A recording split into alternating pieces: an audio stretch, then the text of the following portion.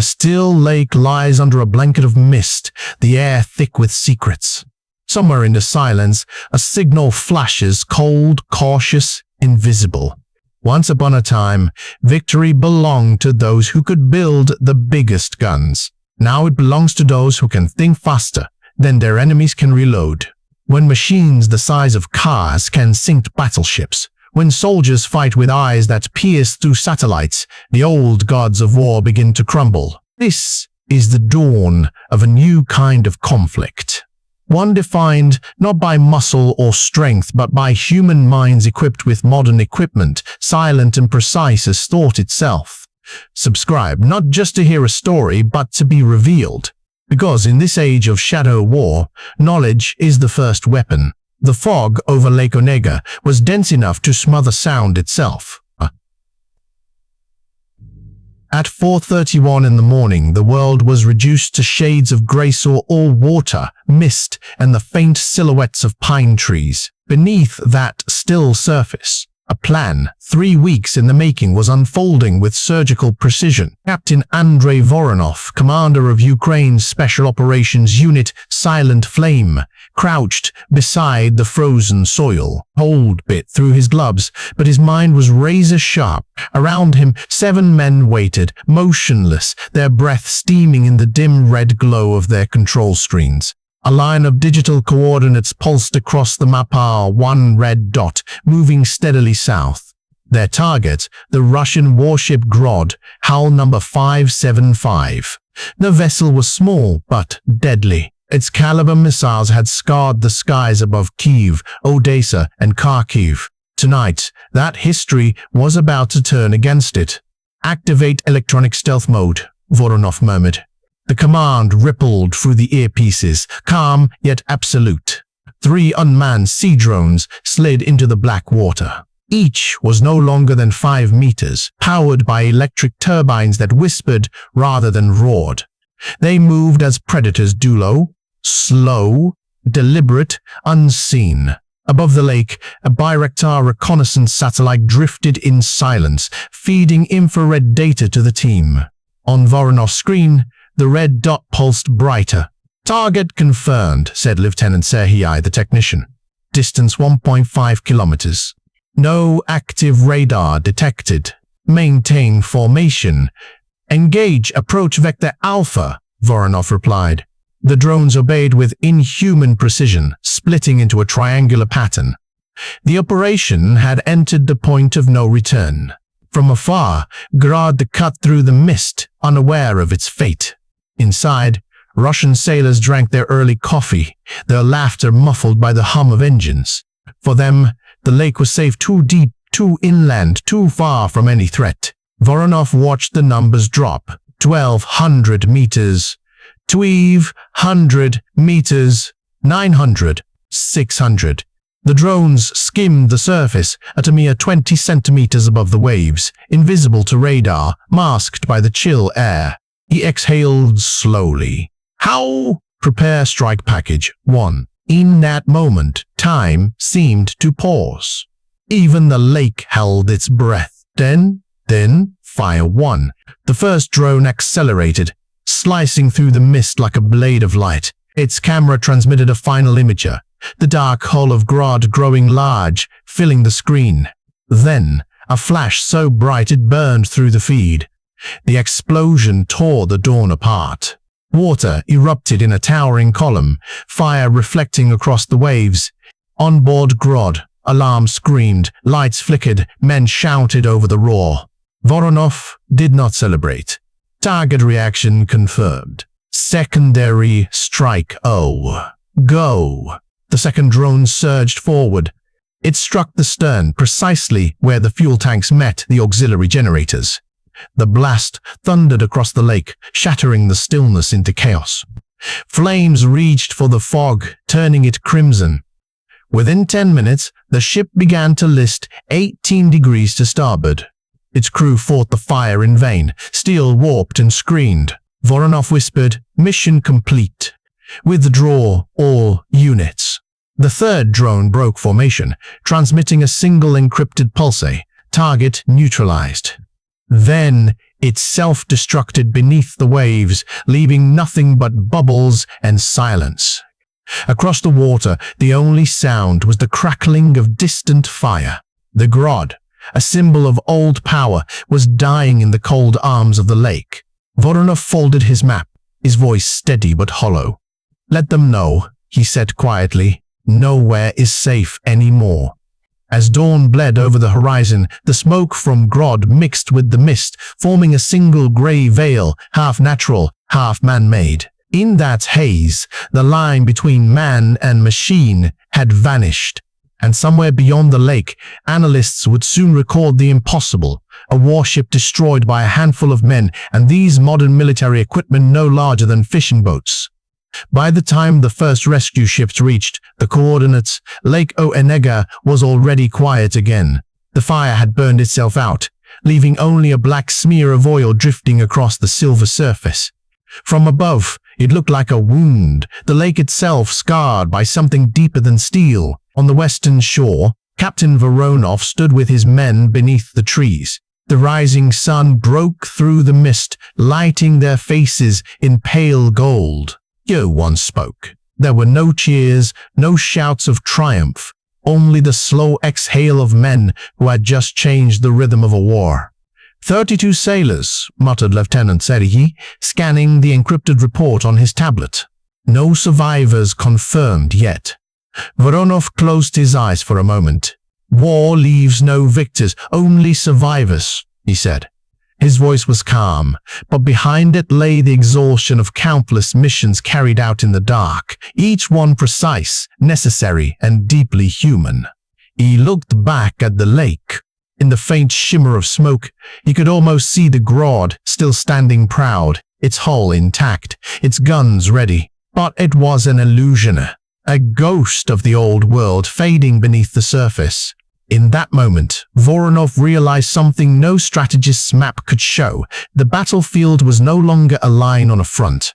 It was everywhere, as inside code, inside circuits, inside the quiet courage to innovate when survival demanded it. Somewhere, deep in a control room hundreds of kilometers away, Russian officers watched the telemetry vanish from their screens. The Grod's signal blinked, once, twice, then disappeared entirely. For a few seconds the war seemed to pause, a silence heavier than any explosion. A message followed, encrypted in the usual format: "Unit lost, cause unknown." But there was nothing unknown about it. It was the echo of an age ending. Across the intelligence networks of Europe, analysts pieced the fragments together. A small team, 3 naval drones, 1 lake, far beyond the front line. The impossible had been achieved, not with fleets or aircraft, but with thought. For the first time, the world saw the shape of the new conflict. A theater where machines did not just obey, but interpreted, where battles were fought in milliseconds and measured not in casualties, but in data lost. Voronov and his team packed their gear in silence. The forest swallowed their footprints as they disappeared into the grey light. Behind them, the lake was still smoking, its reflection fractured by ripples. In Kyiv, military analysts would call it Operation Silent Flame. In Moscow, it would be labeled Anomaly 475B. But in truth, it was neither victory nor defeaters. It was a statement carved into the century itself. Power no longer comes from size, but from precision. Later that day, in a briefing far from the battlefield, a strategist would draw 2 circles on a digital screen. $120 million, he said, pointing at the larger circle, the cost of the Grod. 200,000, he added, tapping the smaller the cost of a single SEAB-2 drone. He paused. The equation of power has been rewritten. In the silence that followed, no one argued. As the sun climbed higher over the quiet lake, a fisherman in an old wooden boat looked out across the water. Charred fragments floated near his oars, saying pieces of a world at once believed size meant invincibility. He murmured a prayer without knowing for whom. And far away, in a secret facility, engineers examined the data from the destroyed drones. Each chip recorded flawlessly to its last second. The path, the impact, the pulse of decision. Humanity, distilled into circuits. These were weapons of reason, not rage. Tools of intellect rather than intimidation. And, as the nations watching began to build their own fleets of unmanned hunters, one truth settled over the military world like morning frost. Wars will no longer be fought by armies alone, but by ideas. Hamel. The plains around Donetsk lay under a cold, white fog. Cracked soil stretched like scars across the earth, remnants of seasons long swallowed by fire. At dawn, the silence was heavy until the first engines stirred. From beyond the horizon came the growl of armored convoys. M2 Bradley vehicles rolled forward, their tracks biting into the frozen ground. Each one carried a dozen soldiers, faces lit by the flicker of targeting screens. The command net crackled with restrained energy. "Frontline in 5 minutes," a voice said over the radio. "Maintain formation. Keep comms dark." Captain Leonid Khadov sat inside the lead vehicle, helmet pressed against the steel bulkhead. The engine's vibration filled his chest like a second heartbeat. He could hear his men whispering prayer, some for victory, some simply to return home. Then came the flare. A streak of light shot skyward, bursting into a halo of white fire. It wasn't a signalation, it was a declaration. The assault had begun. The Bradley's turret swung left, then right, scanning. Targets in range opened fire. The Bushmaster 25mm cannon erupted, its rhythm brutal and unrelenting. Each shell tore into the defensive line ahead, pulverizing sandbags, shattering walls. The ground trembled beneath the barrage, dust rising like ghosts from the earth. Through the periscope, Haradov saw movement. A group of Russian soldiers scrambling on motorbikes, desperate to flee. "TO missile lock," he barked. A whine, a hiss, and a streak of smoke. The missile lanced forward in a perfect line, vanishing into a distant flash. The explosion came a heartbeat later, looming orange against the gray. "Target neutralized," reported the gunner. The air was alive now. Artillery thundered from both sides, shells whistling through fog, detonating with bone-shaking concussions. The village ahead dissolved into rubble and flame. Kradov's convoy pressed on. Infantry dismount. Flank right. Men leapt from the rear hatches, hitting the mud and fanning out in practiced motion. Drones buzzed overhead, small, fast, and merciless. Each carried a shaped charge, no larger than a loaf of bread, yet capable of piercing steel. An operator crouched behind cover, goggles glowing blue. Target locked. Executing dive. His fingers danced across the controls. The FPV drone dropped from the sky like a hawk, its camera trembling with the speed of descent. A second later, the feed went white, the unmistakable flare of detonation. A Russian armored vehicle erupted into flames. The shockwave tore through the narrow street, scattering debris. These modern military equipment, Hradov thought, watching another drone streak past, they extend our reach. But they steal a piece of our souls. The enemy counterattacked. From the north, artillery batteries unleashed a storm. The earth convulsed, dust and smoke swallowing the light. One shell landed barely 20 meters from the Bradley, rocking it violently. "Engine stable," shouted the driver. "Keep moving." Above, a dark silhouette broke through the clouds. The unmistakable profile of a Su-25 Frogfoot. Its engines screamed as it dived low, unleashing a swarm of S-8 rockets. They fell like iron rain. "Take cover." The rockets slammed into the ground, each blast folding the landscape into chaos. Heat rolled over the soldiers, scorching the air itself. For a few endless seconds, the battlefield became a single roaring furnace. Then silence. "Die! Air defense ready?" Radov called. Lock achieved.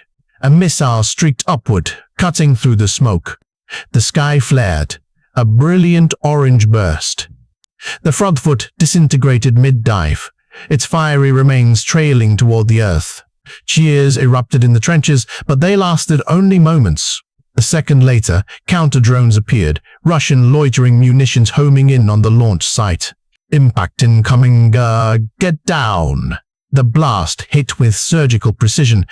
The SAM battery vanished in a cloud of black fire. By 9:30, the battlefield was unrecognizable, a mosaic of craters and burning metal. The Bradleys pushed into the ruins of the village, their turrets turning like restless predators. A shell exploded directly ahead, showering sparks across the vehicle's armored glass. Inside, the crew coughed through smoke. "Keep that gun hot," Kradov ordered, voice hoarse. "We hold this ground, or we die here." The Bushmaster thundered again, tearing through walls, silencing machine gun nests. Between explosions, the radio crackled with fragments of orders, cries, static. Then knee! A flash, a direct hit on the Bradley's rear compartment. The impact threw Kradov to the floor. The cabin filled with black smoke, alarms shrieking. Fire, engines gone, hydraulics jammed. "Break the hatch." Metal groaned as soldiers forced the doors open, stumbling into the inferno outside. They ran, half-blind, through the grey hazy end, dodging shell bursts, leaping over shattered walls. One by one, they disappeared into the fog. When the last man fell behind cover, Haradov turned once more toward the burning vehicle. Flames licked its turret like hungry hands. He whispered to himself, "So this is what progress looks like. Bright, loud, and merciless."